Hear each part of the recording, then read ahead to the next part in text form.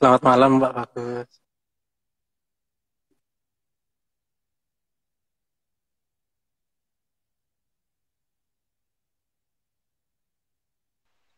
Selamat malam, Pak. Malam-malam. Dengeran? Wih, iya, dengaran suaranya Oke, sip, keras sip. dan jelas. Oke, Mantap. ntar cek suara.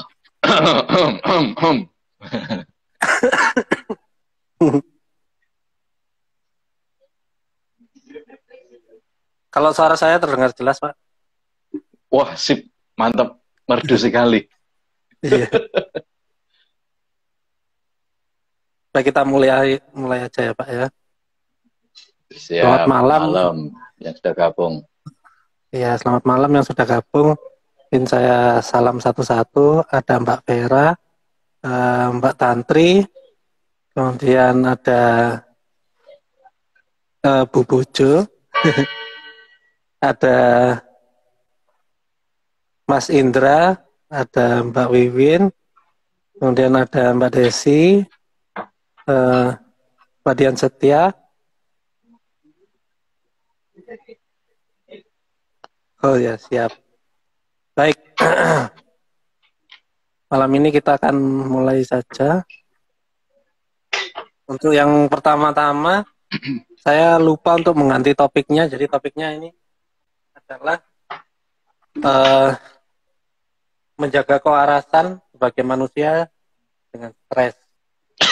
Itu kalau Pak Bagus eh, sertakan juga.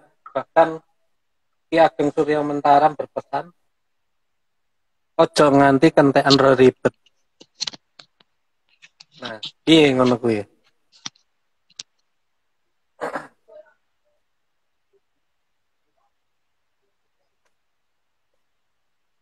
Saya pindah. Jadi mungkin pertama, kenapa Pak judulnya menjaga kewarasan sebagai manusia dengan stres? Kenapa kok Iya, tiba-tiba muncul topik seperti itu? nah itu dia. Saya kok ditanya kenapa itu bingung. Bingung ya? Bingung Tiba-tiba saya. aja. Opo oyo embul ya tiba-tiba saja. Kenapa ya gini loh. Eh apa ya? Kadang kan stres itu dijadikan sebuah objek yang harus dilawan gitu ya. Rata-rata orang bagaimana kita eh, mengatasi atau mengatasi stres itu gimana sih gitu loh ya. Nah, kalau saya kalau saya titeni kepada diri saya sendiri, yang utama bahwa ya orang hidup nggak mungkin nggak stres lah gitu loh. Setiap manusia yang hidup itu ya pasti mempunyai kesetresannya sendiri-sendiri.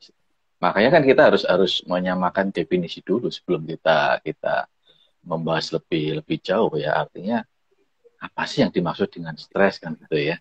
Kemudian kalau kemarin topiknya yang tiba-tiba terlontar adalah menjaga kewarasan sebagai manusia dengan stres, artinya nanti kan kita juga harus mendefinisikan ulang lagi apa sih yang disebut waras gitu loh. Apa manusia itu yang bagaimana gitu loh. Jadi itu kan harus kita definisikan dulu biar biar bisa bisa seiring gitu ya. Jadi tentang kewarasan itu sendiri, tentang stres itu sendiri, tentang manusia itu sendiri. Nah, kalau kita sudah mengetahui apa sih itu gitu kan. Nanti misalnya kita sudah mendefinisikan tentang stres, baru nanti kan kita bisa berlanjut lagi. Kenapa kok sampai stres lah gitu loh. Nah, kalau kenapanya ini kan setelah kita tahu apa kan akhirnya kenapa kok sampai stres. Nah, kalau sudah sampai di kenapanya nanti kan tinggal lanjutannya bagaimana kan gitu toh. Ya sudah biarin aja stres itu bisa diapa-apain. Saya kira itu Mas Adit yang pertama. Ya, Mungkin Mas Adit bisa apa namanya ini menyumbang apa, gagasan apa sih stres itu ya. Jadi nanti kita biar enak. jadi pengalaman saya sebelum eh, mengenal Pak Bagus ya, ketika stres itu seperti orang yang nggak bisa mengungkapkan, saya ini harus bagaimana? Apa harus marah atau harus nangis atau harus kulari ke hutan Ke gunung atau aja. seperti itu gitu. Jadi bingung mau ngapain itu bingung. Jadi kalau ditanya sama temannya, kamu kenapa kok kayak gitu? terus aku stres aku, gitu. Tapi nggak bisa diungkapkan stres itu yang seperti apa. Apakah pengen marah atau pengen membanting sesuatu. Kalau laki biasanya males, kelihatan Hmm. cengengnya, nggak berani nangis, Hmm. harus kelihatan Hmm. kuat. Hmm. Dia dikuat-kuat no, akhirnya jatuhnya ke marah, Hmm. efeknya stres. Hmm. Jadi ketidakmampuan untuk mengungkapkan emosi. Jadi lebih ke bingung mau gimana. Kalau itu dulu, kalau sekarang ya, kalau saya setelah ketemu Pak Bagus, sekarang saya tahu seperti apa stres itu ya, nggak bisa nerima kenyataan.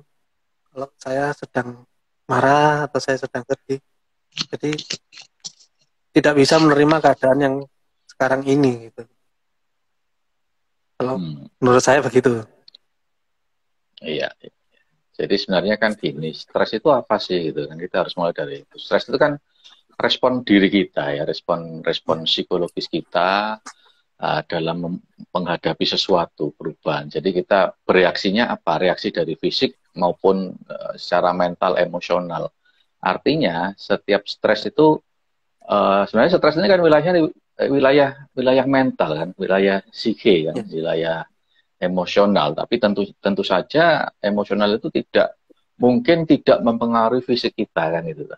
Jadi makanya kalau dalam stres itu kan kita mengenal dua jenis, yaitu eustress dan distress. Tinggal yang mana. Kalau misalnya eustress ya malah stres itu membuat semangat, membuat motivasi. Wah, ada tekanan gitu ya, ada tekanan, ada permasalahan kan gitu. Stres itu kan ya, respon atas masalah gitu ya. Stres itu respon atas masalah. Kenapa kok sesuatu itu kita anggap masalah? Menurut saya memang setiap manusia menghadapi stres itu karena harus memilih gitu. Harus memilih. Dan kebanyakan stres itu merupakan respon dari realita yang dihadapi itu sebenarnya tidak sesuai dengan yang dia pilih. Nah, yang dia pilih itu ya, yang mana? Kalau menurut saya kebanyakan manusia termasuk saya sendiri itu paling paling suka milih tidak ada beban. Nah, gitu loh. Kan ya, gitu. Nggak ada beban. Ya, kan? Kalau bisa nggak usah bekerja, nggak usah berkreativitas, nggak usah berapa saja, nggak usah berkarya, tiba-tiba dapat duit kan pengennya gitu loh. maunya gitu Mau ya, Pak. Mau yang lapar, nyaman aja. maunya gitu, nyaman Heeh, gitu loh. Mau ya, makan aja udah nggak mau masak, nggak mau tinggal udah ada di depan. Kalau perlu minta disuapin gitu kan. Jadi begitu ada sesuatu yang dia harus memilih, dia harus harus melakukan, maka pasti di situ ada stres. Tinggal bagaimana bagaimana mengelola stres itu, toh. Nah ya, itu yang harus berarti kenapa kok ada stres? Sekali lagi karena manusia kebanyakan sebagian besar ya 90, nggak tahu surveinya bagaimana, tapi kalau saya rasakan sendiri kenapa kok stres ya karena manusia itu tidak mau dibebani gitu, tidak mau dibebani. Itu yang utama itu tidak mau dibebani. Jadi maunya sifat enak, dasarnya maunya itu ya, Pak. nyaman kan gitu. Sifat dasarnya itu. Jadi stres ini selalu berhubungan dengan kalau secara secara agama itu namanya hawa nafsu kan itu kan. Kalau mungkin Oh secara ya, secara ilmu kesadaran itu padanannya adalah hasrat gitu kan. Hasratnya hmm, seperti apa atau kecenderungan-kecenderungan. Jadi instinktif ya. Jadi itu bekerjanya otak-otak reptil ya. Jadi kita pahami bahwa stres itu satu karena karakternya itu apa? Yang menyebabkan stres karena manusia itu mempunyai sifat kehewanan. Nah, itu satu hmm. ya. Kehewanan itu apa? Ya maunya makan, minum, tidur, nge-seks itu. Jadi kalau Ya, ini terganggu, stres loh. Waduh, ada yang nggak apa terpenuhi namanya? gitu langsung stres ya, Pak. Ada yang temu stres ya. Jadi perut Ya. lapar, makanya kan gampang ngamuk loh. Perut lapar, itu stres deh. Waduh, waktunya makan ini nggak ada makanan, belum macam-macam lah. Apalagi kita punya ekspektasi tentang enaknya makan dan Hmm. kita makan ternyata kok rasanya, alah, nggak ada rasanya ya pasti gampang lah. Kemudian yang kedua Marah. adalah ya tadi yang pertama adalah kehewanan, yang kedua adalah kepuasan ya. Kepuasan itu memang manusia mempunyai unsur kepuasan. Jadi dia tidak suka kecenderungannya, tidak suka untuk melihat orang lain suka gitu loh. Jadi kalau misalnya saya kenal Mas Adit, saya nggak suka sama Mas Adit. Tiba-tiba saya dengar kabar, oh Mas Adit kesandung, jatuh. Oh, saya langsung seneng, wah apok gitu. Tapi kalau Mas Adit sehat walafiat gitu, jaya gitu mungkin stres saya kok enak mau ngiki ya gitu. Kemudian yang ketiga ini yang paling utama yang menyebabkan perlawanan dalam diri kita adalah jadi yang tadi pertama kehewanan, kepuasan, kemudian yang ketiga ini adalah kenyamanan gitu. Saat kenyamanan seorang itu terganggu dia biasanya stres kan, gitu loh. Nah, itu penyebab stres yang utama ya. Jadi sebenarnya ini tergantung level kesadarannya juga sih, bagaimana dia bisa menerima, mengelola stres itu. Jadi kalau saya definisikan stres itu sebagai sebuah penderitaan, maka awal suatu penderitaan dalam diri manusia adalah saat ia melakukan perlawanan dari dalam dirinya atas realita yang harus dan sedang dia alami. Itu stres itu kayak gitu itu. Nah, sekarang kenapa kok saya sebutkan menjaga kewarasan sebagai manusia dengan stres. Nah, gampang saja. Sekarang waras itu apa sih gitu? Waras itu apa menurut Mas Adit? Waras itu ya berarti normal, Pak. Kayak manusia normal pada umumnya. Jadi Normal melakukan ya, ya normal. kegiatan sehari-hari seperti layaknya manusia. Iya. Dalam tanda kutip ya, Hmm. seperti layaknya manusia. Ya, Hmm. berarti Ya, tidak jadi waras itu ya, melenceng, tidak menyimpang gitu. ah, ah. Jadi default ya, Ya, defaultnya manusia ya waras. Oke. Ya. Jadi waras itu kan bahasa Jawa ya, waras itu ya sehat gitu lah. Sehat itu artinya normal ya, kayak kata Mas Adit, sehat itu normal. defaultnya. Jadi menjaga kewarasan, ya defaultnya normal. Menjaga kewarasan sebagai manusia. Nah, sekarang kalau kita ngomong manusianya, nah waras ini waras yang di bagian mana pada manusianya itu. Sedangkan manusia itu kan dimensinya ada beberapa tahapan kan, seperti yang kita ketahui kan, bahwa manusia itu ada yang tahap dimensi yang paling kasar itu adalah dimensi ragawi kan itu tuh, dimensi ragawi. Kemudian lebih halus lagi yang mentenagai ragawi itu apa? Apa? Energi. Dimensi Energi. jiwa kan? Oh, Nah, jiwa dulu. energi ya, Ya, jiwa. Energi itu kan termasuk di raga ya. Jadi kan ya. stepnya kan lingkungan luar, kemudian apa raga, kemudian apa Ada jiwa, kemudian jiwa, ruh kan roh itu ya. ya, ruh ya. Jadi Ya. kalau kita mau menjaga kewarasan, tentunya kita harus paham bahwa uh, manusia itu kalau kalau kalau dikategorikan di dalamnya dimensi manusia secara keseluruhan itu kan terdiri dari dua unsur, yaitu unsur kemanusiaannya sendiri. Jadi basariahnya kemanusiaannya itu apa? Ya raganya, ya. Kemudian ya jiwanya, kemudian ada unsur yang inti yang dalam, yaitu unsur apa? Unsur spiritualnya kan gitu loh. Jadi kita harus paham, oh manusia itu ternyata ada unsur kemanusiaannya, unsur ragawinya ya. Kemudian ada yang inti di dalam dirinya apa? Unsur spiritualnya. Nah, berarti kalau waras, yang disebut waras, berarti apa yang waras? Ya berarti unsur kemanusiaannya itu sendiri waras, kemudian yang kedua adalah spiritualnya juga waras. Wah, Nah, kalau waras berarti kan dua dimensi ini. Dimensi kemanusiaannya mungkin kita bisa menyebut sebagai apa? Human being-nya. Kemudian dimensi spiritualnya apa? Spiritual being-nya. Nah, bingung. bagaimana menjaga kewarasan ini? Ya, kita harus tahu kalau human being-nya apa unit terkecil dari human being? Unit Dari terkecilnya apa human, dari human being? manusia itu ya, Pak. Nah, iya, dari kemanusiaannya apa unit terkecilnya? Energinya, Pak. Apa? Apa namanya? Subtle energi, bukan? Ya, subtle energy, Subtle benar ya. energi ya. Jadi, subtle energy secara materi, secara fisik human being itu unit terkecilnya adalah apa? Subtle energy kan? Subtle energi Ya, ya. subtle energy. Nah, sebagai human being juga yang mengoperasionalkan ragawi ini apa? Mentalnya kan? Unsur terkecilnya apa dari mentalnya manusia? Belief-nya, kan Beliefnya. gitu.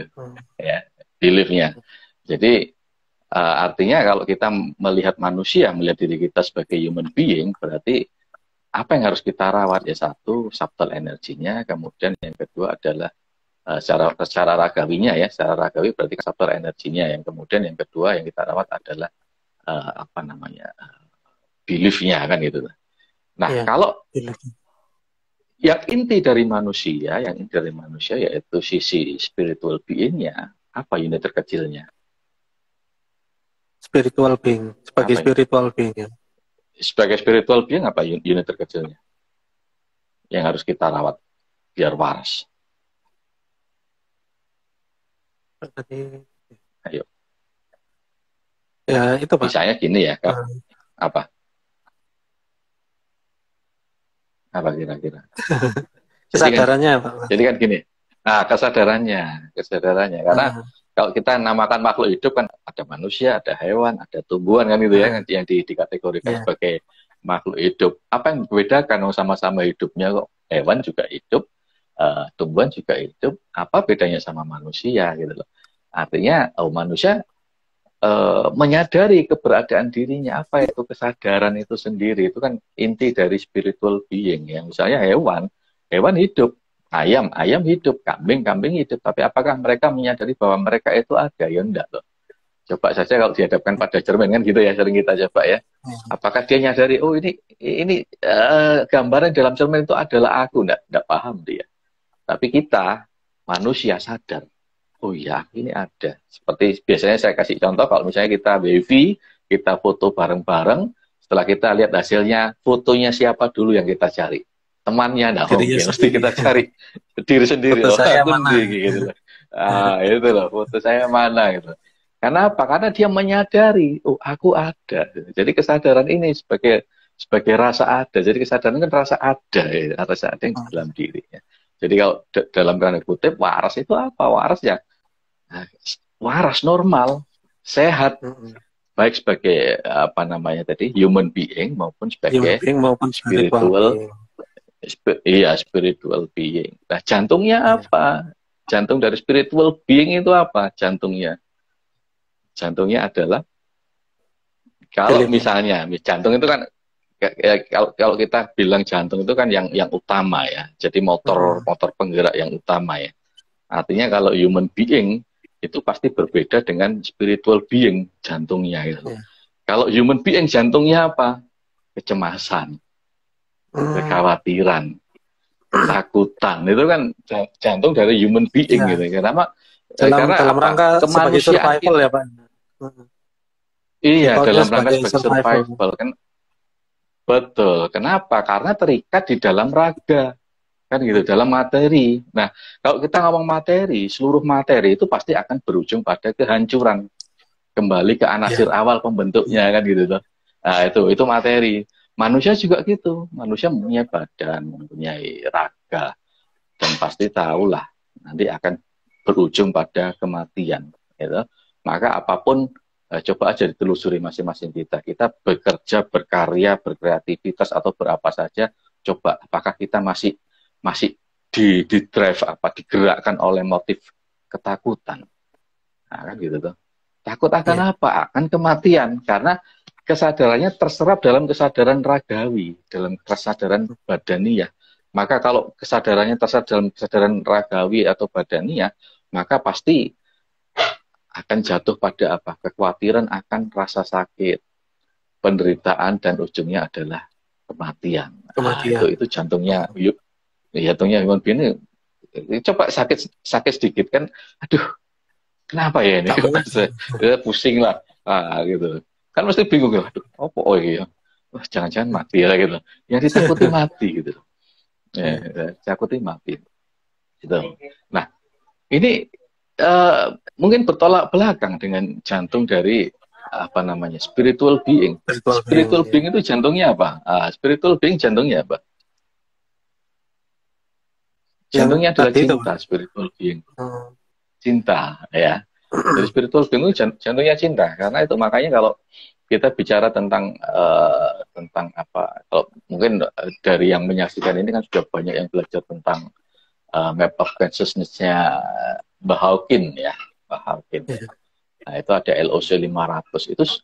Itu jantung dari spiritual being itu adalah cinta itu sendiri. Kenapa? Saat seorang sudah menyadari bahwa oh, ternyata tidak ada yang tidak memiliki unsur keilahian. Berarti aku Hmm. dan apapun juga itu sebenarnya sama, mempunyai keilahian sama ya. Jadi situlah akan muncul rasa hormat yang mendalam pada setiap ciptaan, kan gitu toh. Jadi itu. Jadi sekali lagi ini penegasan dari yang sudah saya sampaikan bahwa menjaga kewarasan, apa yang harus kita jaga? Yang harus kita jaga dua hal itu, dari sisi spiritual being sama sisi human being, ya. Untuk apa? Untuk menghadapi stres itu. Kenapa? Karena gini loh, tadi kan stres itu kan sebuah penderitaan. Kapan stres itu muncul? Kapan penderitaan itu muncul? Saat seorang saat seorang dari dalam dirinya melakukan perlawanan atas realita yang sedang dialami, ya. Sedang dialami, itu menderita. Misalnya gini aja lah, nggak usah terlalu melip-melip. Misalnya sumuk, panas, aduh, sumuk erek Surabaya lah kan itu kan sambat loh. Itu stres itu berarti. Gitu aja sudah stres loh. Ini kan stres itu loh, sampai sambat itu stres. Udan, wah. Ya, merasa terhambat pekerjaannya kan, mau kemana? Udan, isu udan, itu sudah ngomel. Yang diomeli siapa? Gusti Allah diomeli. Itu kan stres. Artinya kan melawan itu loh. Dari dalam diri itu ada perlawanan terhadap terhadap realitas yang sedang dihadapi gitu loh. Itu stres paling ringan ya seperti itu. Nah, pada intinya gini, kenapa kok hal-hal kayak itu muncul? Karena sebenarnya manusia itu kan butuh kepastian. Manusia itu butuh kepastian. Kepastian untuk apa? Untuk nyaman. Gitu. Kalau kita telusur lebih jauh lagi, kepastian untuk apa? Untuk tetap bertahan hidup kan gitu. Kan tadi Mas Adi sudah bilang juga kan. Kenapa kok jantung jari human being itu kecemasan ya? Karena survival. Iya. Kalau bisa aku aja yang selamat gitu. Iso aku tok sing selamat, sing liyane modar-modar karo gitu. Ya, kita sejak kecil coba misalnya di sama orang tua kita ya, dan mungkin kita secara tidak sadar juga melakukan pada anak-anak kita ya. Misalnya gini, ngapain dulu kita disuruh sekolah, disuruh belajar yang pinter? Coba. Ayo coba untuk apa ayo? Ayo sinau, sing genah, pinter. Ya nanti biar bisa kerja yang bagus kan itu. Nah, biar bisa jadi dokter. Untuk apa kerja? Bisa jadi dokter. Biar itu untuk apa? Ya biar bisa kerja kan. Kerja untuk apa? Coba kita telusuri lagi. Ya dapat duit ya. Duitnya untuk apa? Untuk bertahan hidup gitu. Jadi ujungnya ke situ. Jadi artinya ujungnya ke situ. Kenapa? Berarti takut mati, takut nggak bisa makan, takut macam-macam lah. Ujung-ujungnya adalah survival itu tadi gitu kan. Jadi apapun itu kita dikondisikan secara tidak sadar bahwa kita itu takut. Jadi kita berkarya, berkreativitas itu takut. Takut apa? Takut mati gitu loh. Bahkan mungkin ada yang pernah bilang juga, aku nggak tahu ya, aku ini harus ngapain. Aku rasanya nggak bisa kalau hidup tanpa makna gitu loh. Emangnya kalau nggak ada makna, terus kenapa gitu loh. Kan itu loh. Emangnya kalau nggak ada makna hidupmu terus kenapa? Coba itu coba diterusin. Pada akhirnya kalau ujung-ujungnya kalau saya telusur ya kalau seseorang itu takut hidupnya tidak mempunyai makna hidup ya gini ujung-ujungnya sama, takut akan kematian juga. Kenapa? Dia takut setelah kematian tuh dapat siksaan lah, dapat inilah, dapat itulah. Ujung-ujungnya itu rasa takut itu tadi ya. Jadi makanya sebenarnya manusia itu butuh kepastian untuk tetap nyaman, untuk tetap bisa hidup, untuk. Nah sayangnya manusia sama sekali tidak mempunyai kepastian itu. Coba siapa yang berani memastikan kehidupannya masing-masing? Coba wanita. Kita 1 menit ke depan aja ya enggak tahu kan mau ngapain. Ya udah, berkaca sama tahun 2020 aja Pak, paling muda itu. Semuanya sudah di planning, tiba-tiba datang virus corona buyar semua. Nah, bisnisnya sudah besar jatuh semua. Gitu. Nah, gitu loh, ya. Padahal cuma virus yang nggak kelihatan. Nggak kelihatan, tapi luar biasa kan efeknya. Seluruh dunia, ya, seluruh dunia. Dan itu hal yang itu kan stresnya luar biasa loh itu, ya toh? Nggak tahu soalnya diri kita sendiri kalau kita ngomong untuk nggak nyangka, dan Dan itu yang membuat banyak yang jatuh, banyak yang tumbang. Kenapa? Karena memang itu belum dikenal oleh tubuh kita. Jadi waktu kita menghadapi sesuatu itu, yang di dalam belum siap kan itu. Ditambah lagi kita dicekoki media gini tambah umek gitu ya, tambah umek, bisnisnya hancur, perekonomian gini, semacam-macam lah. Efeknya sampai sekarang. Itu kan stres yang luar biasa. Jadi sekali lagi kembali ke topik, menjaga kewarasan sebagai manusia dengan stres. Artinya kan gini. Sebenarnya stres itu sebagai partner kita. Kalau saya stres itu sebagai partner kita. Partner untuk apa? Untuk bertumbuh. Tanpa stres kan kita tidak mungkin bertumbuh. Gitu? Coba. Stres itu kan sesuatu yang harus kita lalui. Yang harus yang sebelum kita lalui lah. Stres itu sesuatu yang apa? Yang pertama yang harus kita hadapi. Kalau sudah kita hadapi, kita apakan? Ya kita kerjakan lah. Ya, ibarat stres itu soal ujian kan datang ya, kita hadapi, kita kerjakan, kita lampaui, kita serahkan kembali. Kan, gitu. Kita tidak punya kepastian apapun. Maka sebenarnya saat ada stres, saat ada sesuatu yang harus kita hadapi, maka itulah jalan kita untuk lebih menguatkan yang inti dari dalam diri kita. Apa yang inti dari dalam diri kita tadi?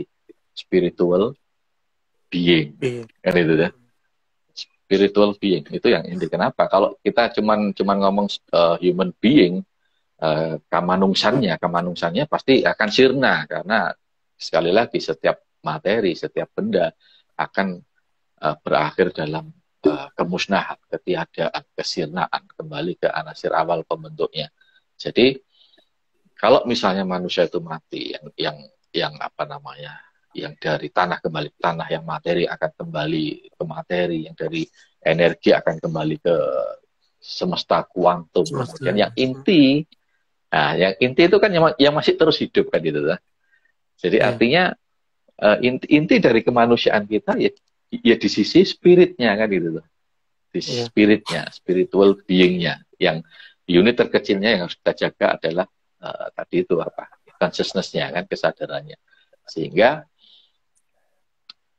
inilah jalan untuk merawat kemanusiaan kita. Kalau kita sudah ngomong tentang spiritual, artinya kita sudah naik level lagi. Berarti kan levelnya kan lingkungan luar, kemudian raga, ya, body, kemudian jiwa, kemudian ruh, kemudian Tuhan, kan itu kan, stepnya kan gitu kan. Jadi dimensinya kan gitu. Jadi artinya saat ada stres, nah ini kita jadikan titik tolak untuk memperkuat sisi spiritual kita, bahwa manusia itu memang lemah. Itu harus kita sadari. Manusia itu memang lemah. Karena apa? Karena kehidupan ini variabelnya kan unlimited. Kita tidak bisa loh. Kita misalnya kayak kemarin, kayak tadi yang dikatakan Mas di tahun 2020 sudah planning gini ya. Tapi kan kita nggak megang variabelnya. Gitu. Oke, variabel A, B, C sesuai planning ini sudah kita rencanakan. Variabel A nanti gini B. Ternyata ada variabel lain. Variabel koronce itu kan. Ini sudah buyar semua kan. Yang ini langsung sirna lah gitu. Artinya apa?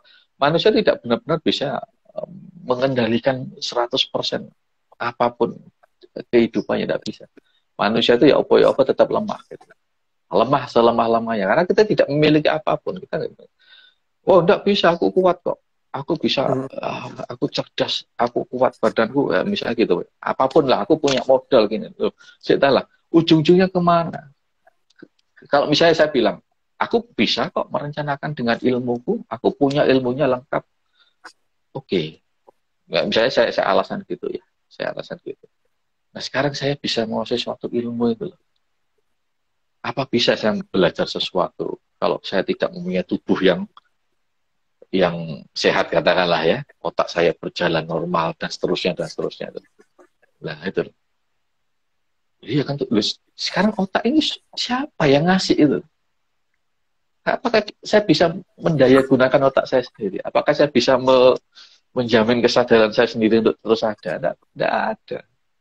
Itu sangat sombong sekali kalau manusia selalu mengandalkan dirinya sendiri. Maka saya bilang bahwa, iya, karena ada stres itu, berarti ada sesuatu yang harus kita lampaui. Berarti di titik itulah kita harus sadar, iya, ternyata aku ini lemah. Saya ini lemah. Itu yang harus Saya ini nggak punya disadari, daya apa. diakui. Iya. Itu kan untuk menjaga kemanusiaan kita, bahwa kalau kita sudah ngomong spiritual berarti kita tidak akan bisa lepas dari Tuhan, kan gitu loh.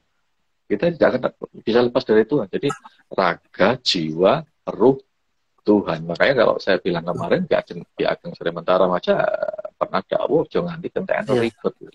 Artinya ribet itu kan masalah. Ribet itu kan masalah. Artinya manusia itu tidak mungkin bisa lepas dari suatu masalah. Nah, iya, jadi saya bingung juga waktu itu. Jawabannya apa ya, belum tahu. Saya belum belajar terusannya soalnya. Saya belum belajar terusannya. Saya belajarnya cuma itu aja. Jangan nanti kentekan ribet. Tapi saya pikir itu ya benar. Artinya apa?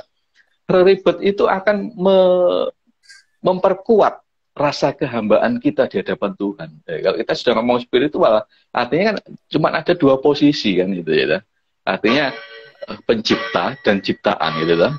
Artinya Tuhan dan hamba. Artinya apa? Gusti dan abdi kan itu bahasa Jawanya. Kan itu aja. Ya, kita semua manusia sak donya sedunia ini. Masa depan kita sama loh.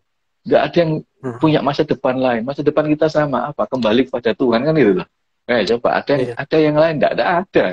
Jadi masa depan kita semua sama. Artinya stres itu apa? Stres itu menguatkan apa? Menguatkan rasa kehambaan kita di hadapan Tuhan. Jadi artinya ada Tuhan, ada hamba atau Gusti Abdi. Maka dengan stres itu kita oh iya, aku ini ternyata lemah. Ya. Siapa yang nggak lemah? Siapa yang bisa ngasih kekuatannya Tuhan? Jadi kalau kita sudah kembalikan lagi ke situ, wah niscaya apa? Ya sudah. Apa sih yang bisa lebih baik?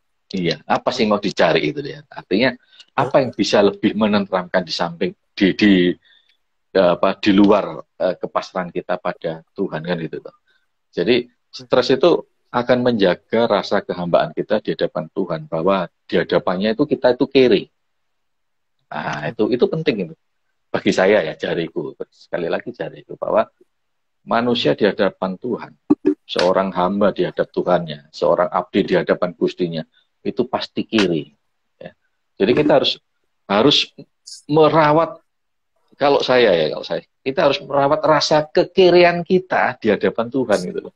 Karena itu memang kita kiri, kita bisa nggak melahirkan diri kita sendiri. Kita itu tinggal terima, kita nggak punya 1% pun saham terhadap kehidupan kita loh. Kita tuh tinggal lahir. Pernah nggak mikirin aku lahir ya, aku lahir ya, nggak pernah kan kita mikir gitu. Tiba-tiba aja lahir, tiba-tiba sudah gini, tiba-tiba saja kita sudah bertemu di jam ini loh. Nah, kita nggak pernah mikir tuh itu. Tiba-tiba ini. Artinya apa? Ya, semua itu sudah disediain kok sama Tuhan itu.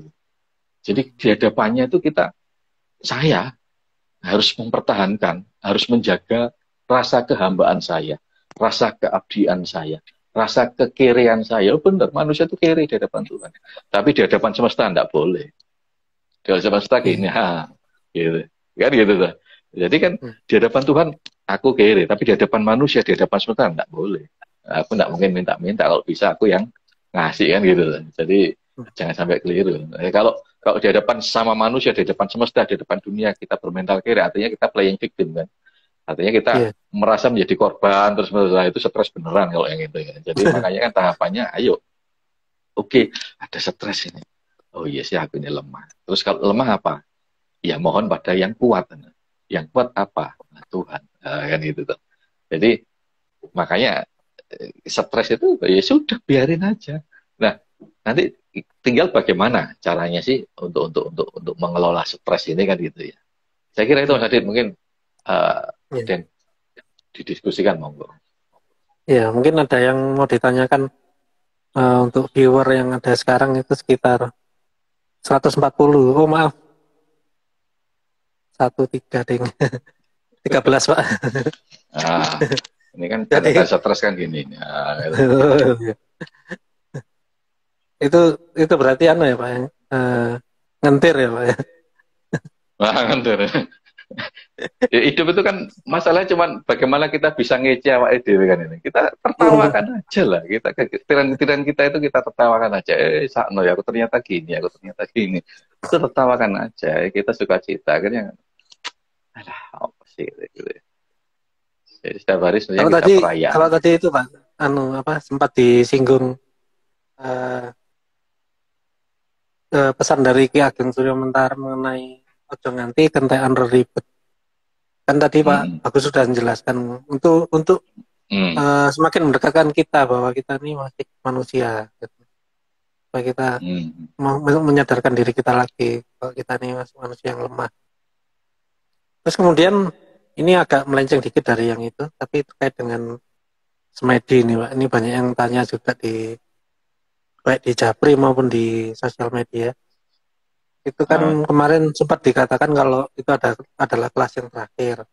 Kemudian saya juga ya, menjelaskan beberapa ke yang bertanya kalau itu memang kelas terakhir, tetapi bukan eh, hmm, pengajaran yang terakhir dari Pak Bagus. Jadi Pak Bagus masih mengizinkan hmm, untuk mengadakan kelas lagi. Nah pertanyaannya, apakah eh, akan ada kelas seperti semedi? Kalau ada namanya apa? Terus eh, kemudian apa sih syarat-syaratnya untuk bisa ikut ke kelasnya Pak Bagus? Nanti ada pertanyaan lagi Pak, mungkin yang ini dijawab dulu. masih ada yang tanya. Iya. Jadi gini teman-teman ya. Jadi memang yang kemarin itu yang batch 9 itu kelas semedi yang terakhir, dalam arti semedi ini kan saya inisiasi sejak 2017 ya. Jadi saya tawarkan untuk kelas publik ya, pelatihan untuk publik di kelas semedi. Dan dengan berbagai pertimbangan yang enggak saya pikirkan dalam-dalam kan gitu ya. Jadi ngapain juga mikirkan itu. Jadi ternyata sudah stop ya, sudah stop gitu ya. Artinya gini, artinya stopnya itu artinya saya tidak menawarkan untuk ngajar. Aku lo punya kelas, kamu ikut nggak? Kamu mau belajar sama aku nggak gitu loh. Itu yang itu yang saya hentikan ya. Artinya ya memang saya kembalikan lagi ke apa namanya ke nah itu syaratnya sudah ditulis sama Mbak Ratna itu harus bisa ngentir itu. Jadi artinya gini, uh, saya tidak mau sumur itu nyari timbo kan gitu ya. Sumur itu Iya. nyari timbo. Ya, kalau mau ya timbonya nyari sumur. Jadi saya bukan tidak mau mengajar, tapi saya tidak mau menawarkan aku punya kelas. Kamu mau belajar ke aku? Ini loh, aku sediain kelas enggak. Tapi kalau memang mau belajar datang ke saya, enggak apa-apa. Nah, apa yang mau di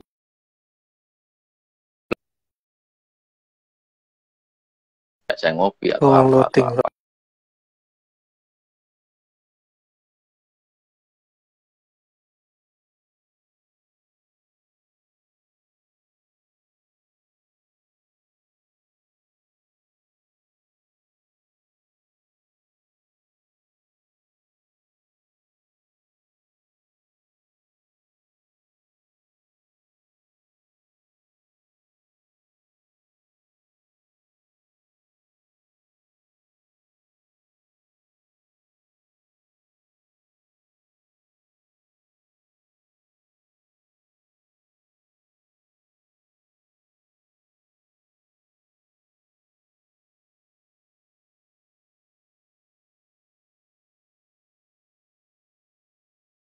Memberdaya diri. Kalau kepanjangannya sih itu.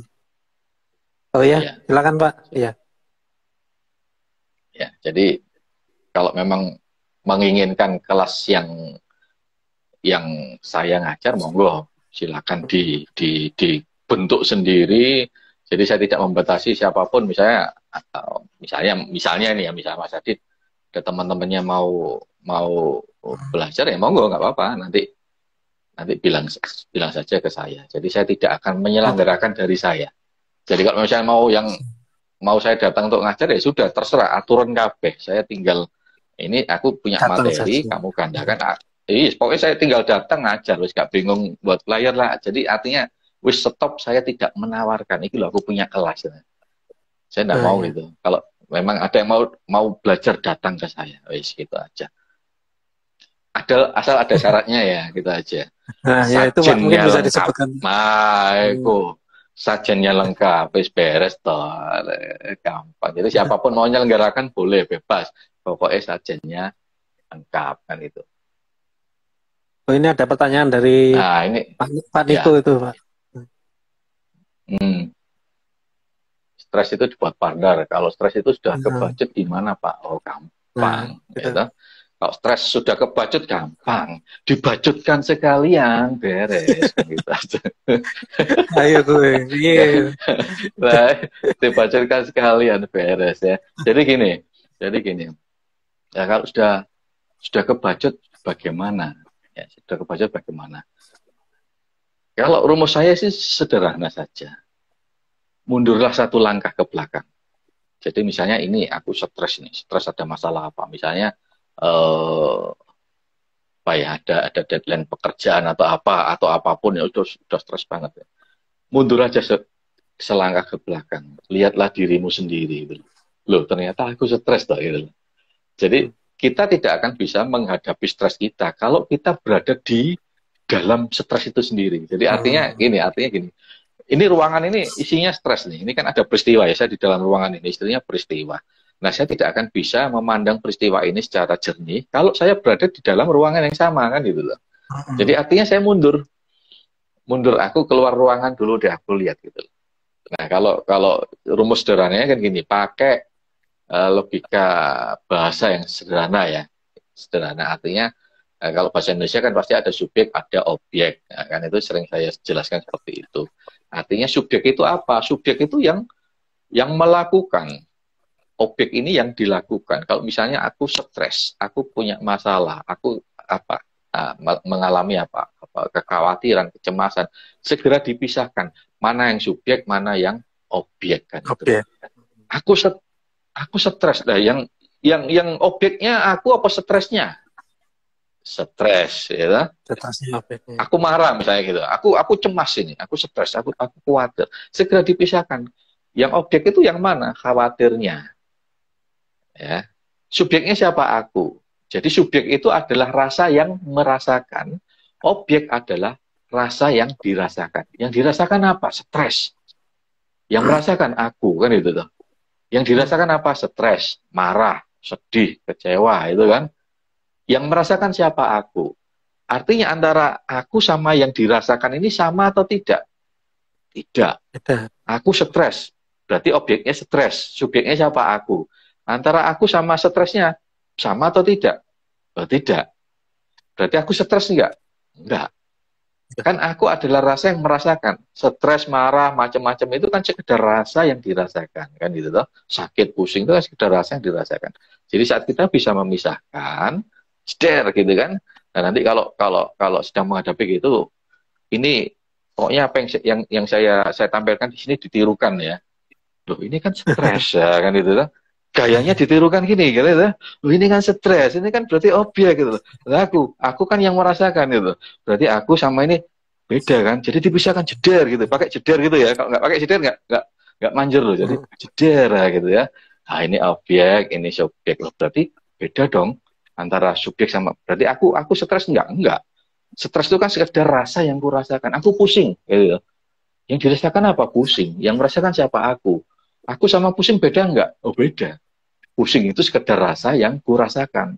Nah, aku yang merasakan. Berarti aku pusing enggak? Ya enggak. Artinya aku ini enggak pernah pusing. Aku enggak pernah marah. Aku enggak pernah sakit. Kan gitu. Jadi kerancuan dalam membedakan ini yang membuat stres itu kayak tadi katanya siapa? Pak Niko ya. Pak Niko, ya. Pak Niko. Langsung terpisah ya, Pak. Itu ya itu rancu kan, tidak bisa membedakan antara yang dirasakan sama yang merasakan. Itu akhirnya apa? Kebacut itu. Nah, kalau kebacut ya sudah dibablaskan aja, nggak apa-apa. Biar tambah nemen kan enak. Stres tuh kalau nemen enak loh, akhirnya nggak stres kan, soalnya tertawa sendiri ya gitu loh. Jadi gitu ya. Nah, makanya kembali lagi kalau misalnya stres ini kita jadikan apa sebagai media untuk merawat kewarasan kita sebagai manusia. Kembali lagi rumusnya kan manusia itu intinya pada spiritual being. Kalau kita sudah ngomong spiritual being berarti tahapannya adalah raga, jiwa, ruh, dan Tuhan. Artinya Kalau kita menghadapi suatu persoalan, biasanya kita selalu menanyakan tiga, gitu. Apa, bagaimana gitu? Kenapa? Kenapa kok aku gini gitu? Gitu.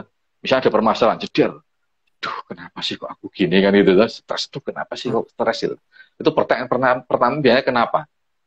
Nyapo, kalau bahasa Jawa itu nyapa aku kok gini gitu. Kenapa aku kok gini? Nah, langsung kembalikan ke atas, bukan ke atas ya, ini cuman bahasa manusia aja. Kembalikan ke dalam kesadaran kita. Apa yang tidak pernah kenapa? Siapa yang tidak pernah kenapa? Siapa yang tidak pernah kenapa? Kalau manusia mesti jawab, mesti pertanyaan kenapa? Waduh, nyapo ya kok ini? Kenapa ya aku kok gini? Yang nggak pernah kenapa siapa? Tuhan kan? Tuhan pernah nggak? Tuhan nggak pernah kenapa? Gitu? Iya. Artinya apa? Oh ya berarti kita lemah. Berarti yang kuat Tuhan. Tuhan nggak pernah kenapa. Maka segera bertobat. Segera mohon ampun sama Tuhan. Bahwa kita mengalami ini karena lupa. Lupa apa? Lupa bahwa seluruh kehidupan kita itu yang mentenagai, yang memberi kekuatan itu Tuhan. Kadang kita diberi sesuatu itu untuk mengingatkan kita bahwa kamu itu selama ini sombong, kamu mengandalkan dirimu sendiri gitu. Jadi sampai pada titik nyapo ini, kenapa kok gini nah? Ya nggak pernah kenapa siapa Tuhan. Ya sudah, langsung tobat, langsung mohon ampun, kembalikan ke Tuhan, pasrah, lepaskan itu. Itu yang pertama. Kemudian yang kedua, pertanyaannya ada setelah nyapo ini gitu.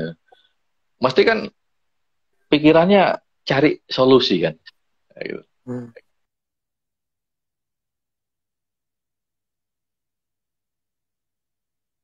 Suaranya hilang Pak. Nah, Halo, cek. Dengar, iya kan? wis, sudah keluar lagi Pak. Ya, oke. Oke, berarti sembunyi paling ya. Itu ada Nah, kemudian yang pernyataan dari Pak Mas Novan itu Pak. Maaf, nyela. Stres sebagai tangga mendaki kesabaran. oh, iya, boleh, nggak apa-apa, bebas saja. Nggak apa-apa, bagus saja. Ya, jadi saya lanjutkan dulu. Jadi yang pertama tadi, mesti manusia menghadapi sesuatu mesti jatuhnya pada pertanyaan nyapo. Kenapa kok aku gini kan itu? Ya sudah, siapa yang nggak pernah kenapa Tuhan? Ya sudah, mohon ampun, taubat, serahkan kembali pada Tuhan. Tuhan yang nggak pernah kenapa. Kita pasrahkan kembali. Kemudian setelah kenapa? Bagaimana ini? Piye gini habis gini? Bagaimana? Kan cari solusi. Ya, bagaimana? Nah, sama kembalikan lagi. Apa atau siapa yang tidak pernah bagaimana? Apa atau siapa yang tidak pernah menghadapi bagaimana? Siapa? Tuhan lagi kan? Ah, ya sudah. Berarti langsung mohon ampunan. Taubat, kembalikan ke Tuhan. Pasrah. Nah, kayak gitu tuh. Nah, kemudian yang ketiga biasanya gitu.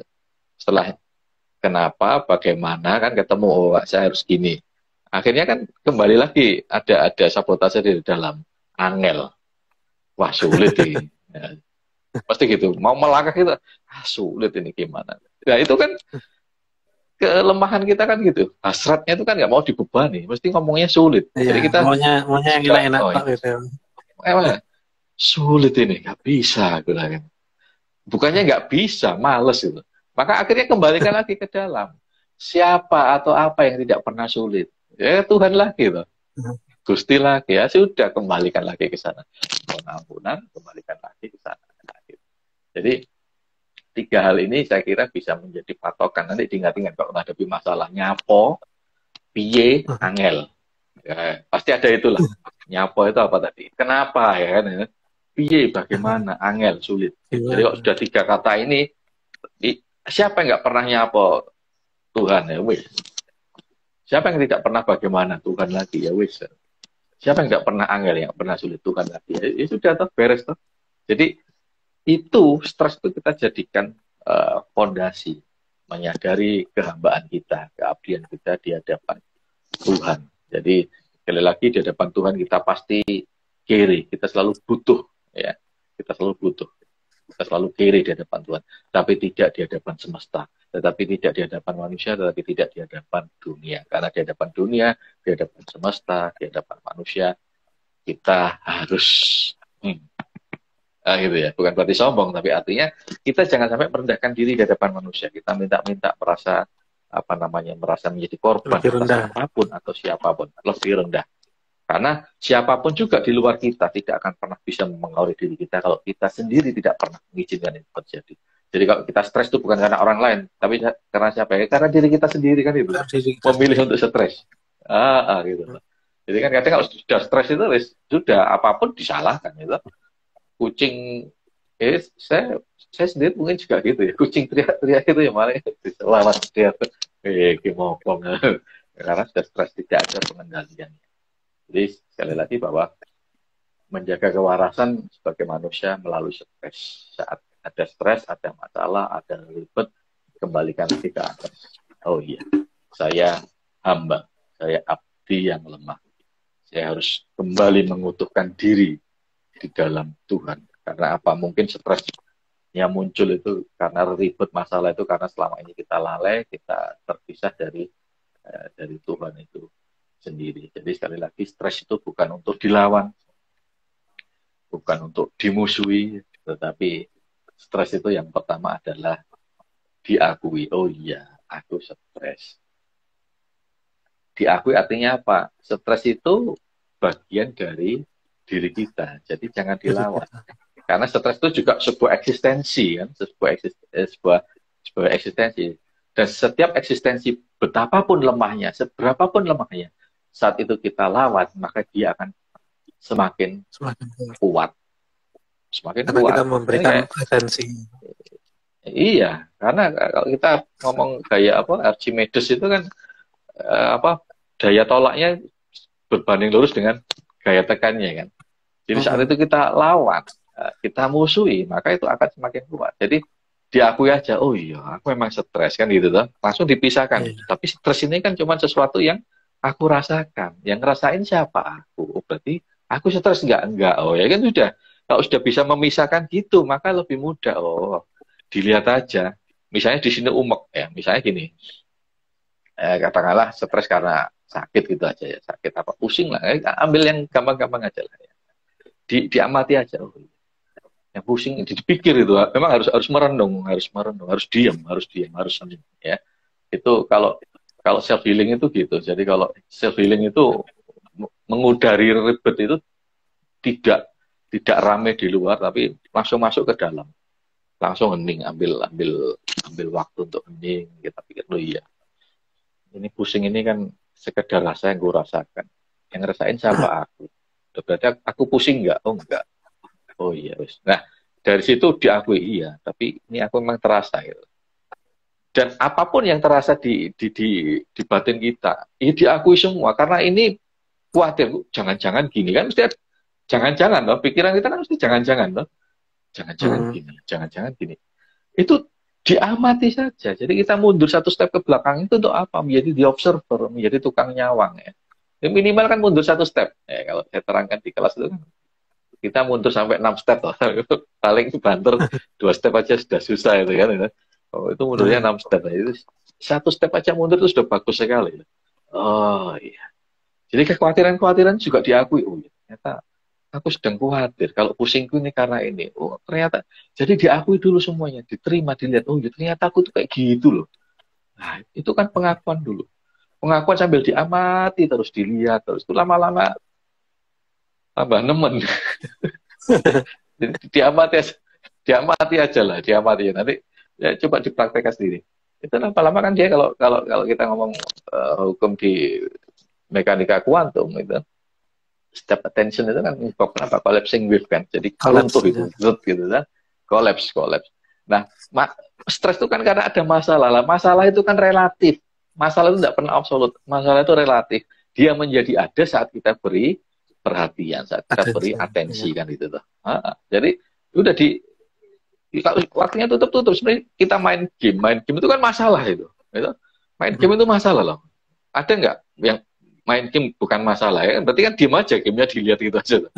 Main game itu kan pengen naik level gitu kan, ada macam-macam. Saya kalau main game itu kan ada musuhnya kan, suka masalah kan, suka cari masalah kan berarti itu. Ada lawannya, ada bonusnya, ada apa namanya cicatnya lah macam-macam itu kan masalah. Tapi begitu game itu di-off kan masalahnya selesai loh. Jadi masalah itu ada saat kita beri atensi, saat kita beri perhatian. Jadi masalah itu kan sekedar rasa yang dirasakan oleh jiwa kita, lah gitu loh. Jadi itu. Nah, kalau misalnya bagaimana sekarang intervensinya, gampang aja kan. Saya yakin di sini banyak yang sudah mengetahui tentang yang dikatakan mungkin metode self healing ya, meskipun saya katakan itu bukan benar-benar self healing gitu. Kalau self healing ya sudah diam, kontemplasi. Obatnya self healing itu kan kontemplasi, menyadari jati diri, itu yang menyembuhkan. Tapi saya kira di sini sudah banyak yang mengenal tentang metode yang basicnya adalah EFT kan gitu tuh, Emotional Freedom Technique kan gitu tuh. Jadi ya sudah, tapping aja. Nggak usah afirmasi, ngapain juga. Misalnya pusing, ya, kan? Misalnya stres karena pusing kan. Ya ambil contoh yang sederhana-sederhana saja ya.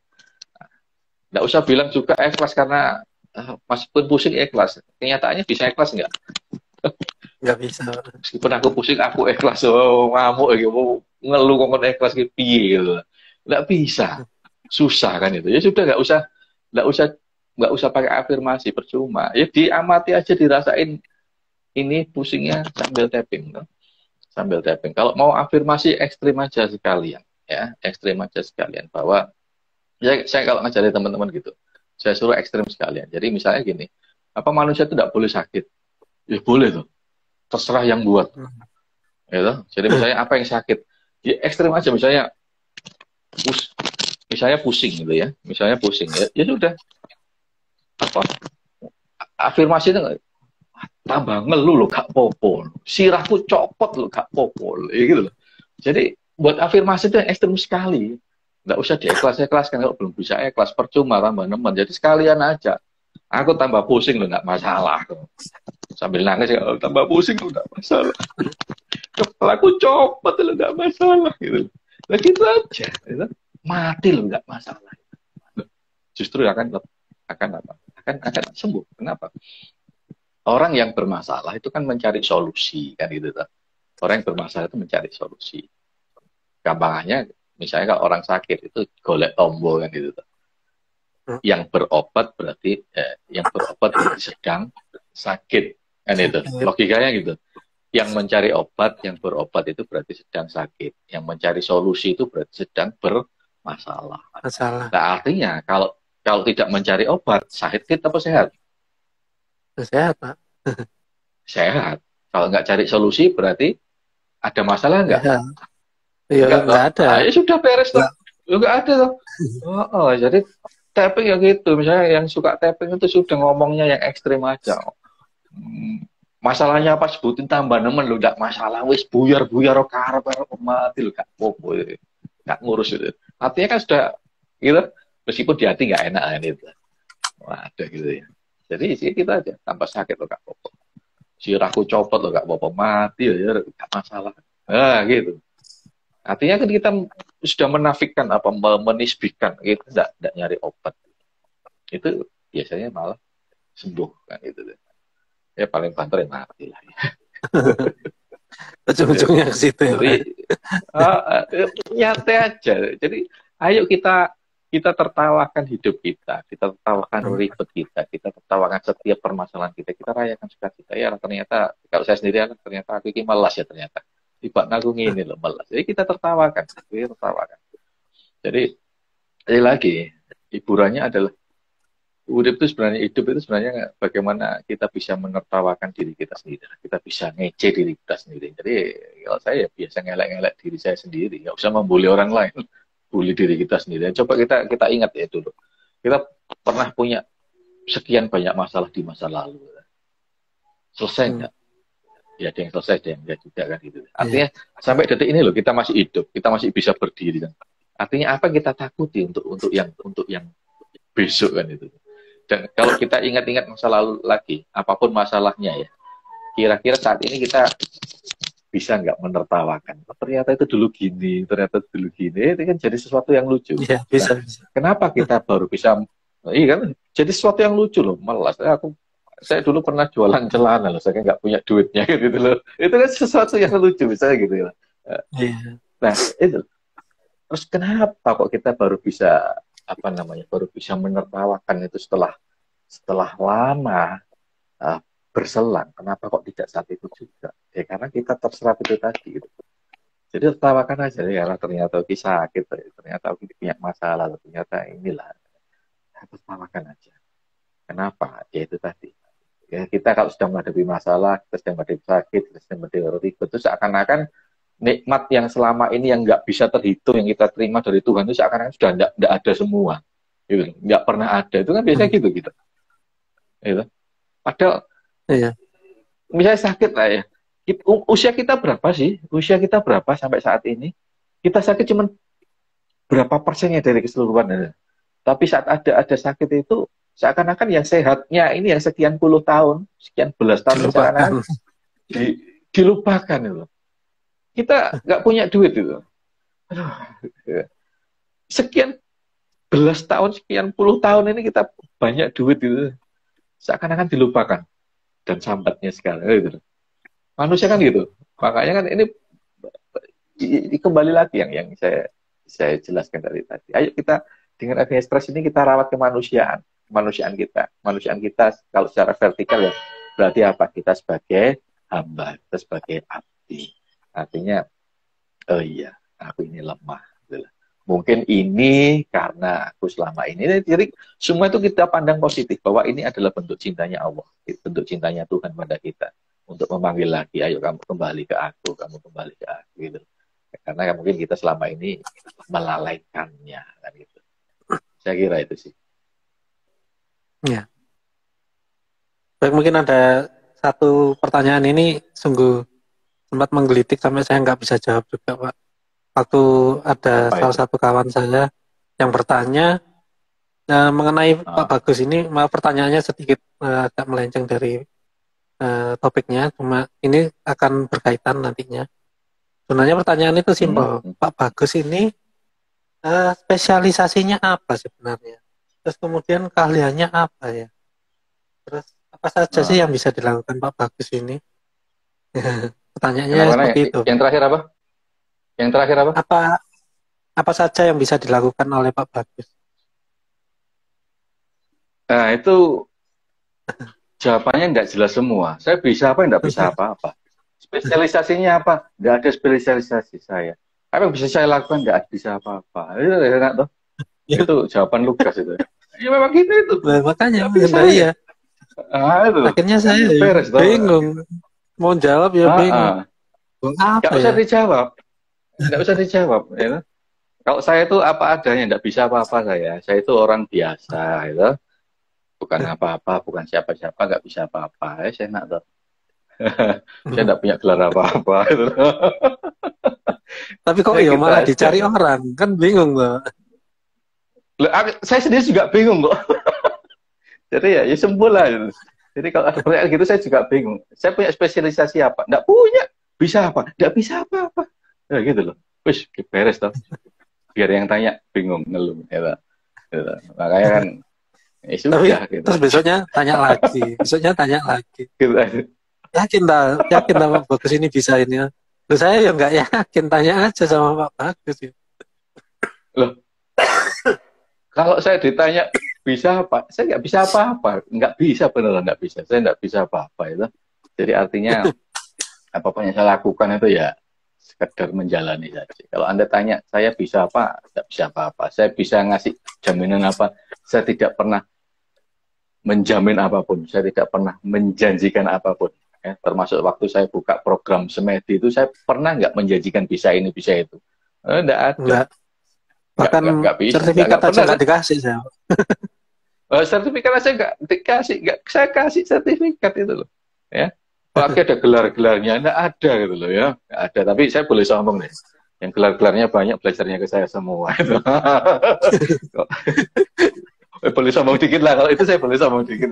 Ya, artinya kan kalau Anda tanyakan, saya bisa apa? Coba tanyakan balik, yang gelar-gelarnya banyak itu, apakah gelarnya bisa membantu permasalahan hidupnya? Kalau ada apa-apa larinya ke saya. Tapi nggak saya apa-apa kan, rasa nak kapok. Saya bilangin gitu aja, kapok, wis lakonono, gitu toh, gitu loh ya. Jadi saya tidak pernah menjanjikan apapun. Di kelas saya pun saya tidak pernah menjanjikan apapun. Karena sekali lagi bahwa apa yang saya ajarkan di Smedi itu eh, bukan soft skill juga sih, tapi apa yang namanya cara hidup lah ya. Cara hidup. Tapi ya, tanya aja yang sudah pernah kenal saya. Pasti bingung juga jawabnya. Aku ditanya juga bingung kok. Ya, jadi nanti tertawakan aja. Iya, Pak, mungkin ada pertanyaan lagi dari viewer kita yang sekarang meningkat jadi 1.800. Ya, apa ya, berapa Banyak ini itu? Pak yang nonton, Pak. Tidak masalah. Dinikmati aja. Tidak ada target juga toh. Oh, kita kemarin buatnya juga asal aja. Buatnya asal aja. Spontanitas itu. Iya, pagi itu tahu-tahu minta dijadikan ya, ya wis, ya udah wis jadi ya Pak. Gimana lagi gitu. Nyantai aja. Sama Nggak mungkin usah Pak. itu Pak Ya. sama nyambung untuk rencana Sabtu mungkin Bapak berkenan untuk Oh, tidak kumpul-kumpul apa-apa. Tidak sama masalah. rekan-rekan. Iya, siap. Ya. Tidak apa-apa. Nanti tak kumpuli. Jam berapa? Ya, kira-kira Sabtu bisanya jam berapa Pak? Nanti saya aturkan waktunya juga. Sembarang. Ya, sore. Tidak apa-apa. Mulai sore. Tidak Pulang apa-apa. kerja gitu ya Pak? Atur aja kabari ya. Iya. Gampang Ya, lah. siap. Itu mungkin yang Yang penting lain sajen. yang sedang ya siap. Mungkin yang lain yang sedang menyaksikan ini mungkin bertanya-tanya ada apa ini? Ada apa ini hari Oh, Sabtu? Nanti akan kita nggak ada apa-apa. ceritakan lagi. Mau ngapain juga saya nggak tahu ini mau ngapain. Tapi kok Nggak ada tiba-tiba apa-apa pengen kok. kumpul semua gitu. Ya, kalau perlu besok live lah, gitu. Ya, Biar tahu besok kita bahwa memang lanjutkan lagi. kita live, gitu. Hari Sabtu Nah, kita live, toh, gitu. Biar boleh, tahu boleh kalau Pak memang nggak ada Sabtu. apa-apa kan. Biar nggak ada tahu, biar nggak ada apa-apa. Kalau perlu kita ngobrol live, gitu. Jangan Hmm. live Instagram, kan cuma 1 jam, gitu. Ya, Yang kita unlimited cari itu media apa? yang lain. Ya, bisa YouTube tak. ya YouTube YouTube Live nanti bisa Pak. Nanti YouTube Live jadi bisa interaksi lewat kolom chat juga bisa. Terus mungkin ada Google Meet kalau mau, tapi kayak Google Meet mungkin tampilannya kurang bagus, mungkin bisa ditonton lebih banyak kalau YouTube Live. Nanti kita live Iya. di beberapa platform juga yang lainnya. Ya, ya ini juga bagian dari bagaimana kita mengelola stres ya. Yang sering saya sampaikan bahwa kareplah tanpa ngarep, gitu loh. Kareplah tanpa ngarep. Artinya kita punya rencana apapun, planning apapun ya, memang harus memilih kan. Saya mau apa? Niatnya mau apa? Ya sudah. Tapi tanpa ngarep apa? Ngarep belakangnya. Ngarep hasilnya harus gini-gini ya. Sudah lepas saja. Yang penting kan saat ini saya bisa apa? Dengan niat saya itu saat ini saya bisa apa? Yaitu yang kita kerjakan. Dari saat per saat per saat per saat. Ya usah nanti harus gini. Enggak, belum tentu kok. Belum tentu. Ya. Jadi itu yang bisa membuat kita lebih rileks dalam menjalani kehidupan. Enggak usah ngoyo harus gini, harus nanti harus gini. Enggak usah. Saya kira itu. Ya, mungkin hari ini terima kasih untuk Pak Bagus dan viewer yang masih bertahan. Ini sudah 1 jam lebih kita berbincang-bincang. Mungkin akan dilanjutkan untuk live berikutnya yang nggak tahu kita ngomongin apa nantinya, yang nggak jelas. Mungkin akan disambung lagi dengan seri-seri. Ya ini masih planning tapi saya nggak ngarep sih. Mungkin ada podcast nanti kita bareng atau yang lainnya. Boleh, nggak apa-apa. Bisa tetap terkoneksi semuanya. Iya. Jadi kalau misalnya ini ada yang kebetulan ada yang nonton, kalau mau apa namanya nanti kita bicara apa bisa japri ya. Mungkin ada yang dijawab gitu Oh ya, iya. langsung dijabrikan jawabannya aja ke Mas Adit ya. Iya.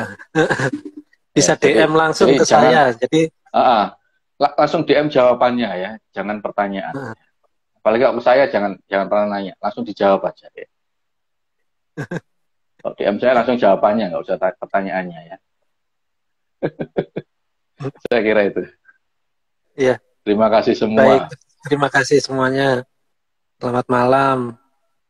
Semoga Malam. istirahatnya eh, semakin apa Pak, pusing ya, semakin stres karena mikirin Sebagai stres lah. stresnya. Saya doakan, iya, saya doakan mudah-mudahan tambah stres ya, sampai nemen, guys, wapok mau kapan. Itu nggak penting kan itu.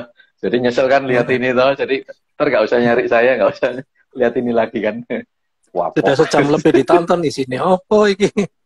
Lah, gak jelas itu.